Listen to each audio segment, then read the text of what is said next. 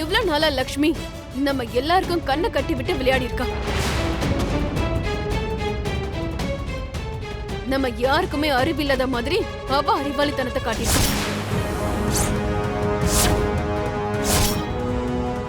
மனிஷா, இப்போவாது உண்மையை சொல்ல போறியா இல்லையா? இவ்வளவு நாளா நான் லக்ஷ்மி எங்க வேலை பார்த்துட்டு இருக்கான்னு தெரிஞ்சுக்க முயற்சி பண்ணிட்டு இருந்தேன். அதே மாதிரி நம்ம ஆபீஸ்ல வேலை பார்த்துட்டு இருந்த பாக்யலட்சுமி அவளோட பர்சனல் விஷயத்தை ஏன் எப்பவும் சொல்ல மாட்டேங்கிறான்னு பயங்கரமா சந்தேகப்பட்டேன். இப்போ உண்மையான விஷயம் என்னன்னா, லக்ஷ்மி பாக்யலட்சுமி 2 பேருமே ஒருத்தர் தான். என்ன சொல்ற மனிஷா? நான் சொல்றது உண்மைதான் மித்ரா. வேணும்னா உனக்கு அதுக்கான ப்ரூஃப் காட்டுறேன்.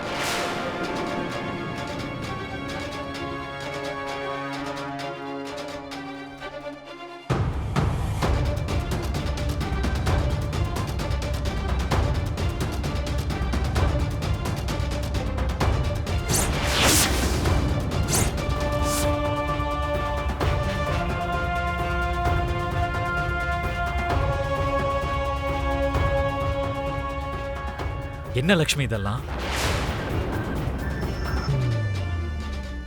லக்ஷ்மியா பாக்யலட்சுமியா?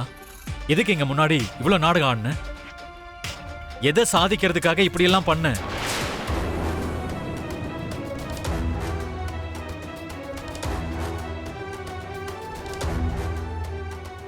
உன்னதான் கேட்டுட்டு இருக்கேன் லக்ஷ்மி.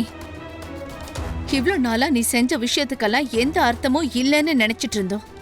இப்போ அதையும் தாண்டி என்னெல்லாம் சூழ்ச்சி பண்ணிருக்கேன்னு நாங்க சந்தேகப்பட வேண்டியிருக்கு, பயப்பட வேண்டியதா இருக்கு. என்ன பார்த்தா அப்படி குற்றம் செய்யறவ மாதிரி உங்களுக்கு தெரியுதா அத்தை? அப்ப இதுக்கு என்ன சொல்ற? மாறு வேஷத்துல பாக்யலட்சுமிங்கிற பேர்ல மித்ரா ஆபீஸ்ல நீ எதுக்காக வேலைக்கு சேர்ந்த? மனசுல உனக்கு எந்த ஒரு கெட்ட எண்ணமும் இல்லாம இருந்தா உனக்கு இந்த மாதிரி மாறு வேஷம் போட வேண்டிய அவசியம் என்ன வந்துச்சு? லக்ஷ்மி சொல்லு, உன் மனசுல என்னதான் இருக்கு?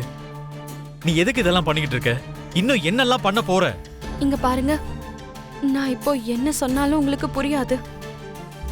புரிஞ்சாலும் அதை நம்புற நிலைமையில நீங்க இல்ல.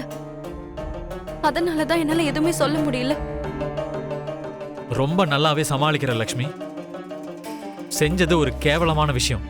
ரொம்ப பிளான்டாவே எங்களை ஏமாத்திருக்க. ரொம்ப தெளிவாவே எங்க எல்லாரையும் ஃபூல் ஆக்கியிருக்க.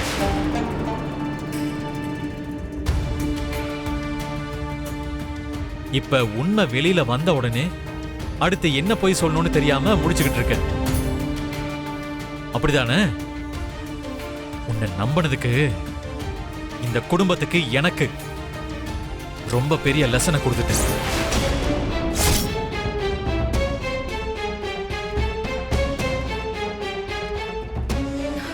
மித்ரா, இன்னும் என்ன பேச்சு? இந்த மாதிரி ஆளுங்களை இன்னும் வீட்டுக்குள்ள வச்சுக்கணுமா? வெளியே அடிச்சு துரத்து.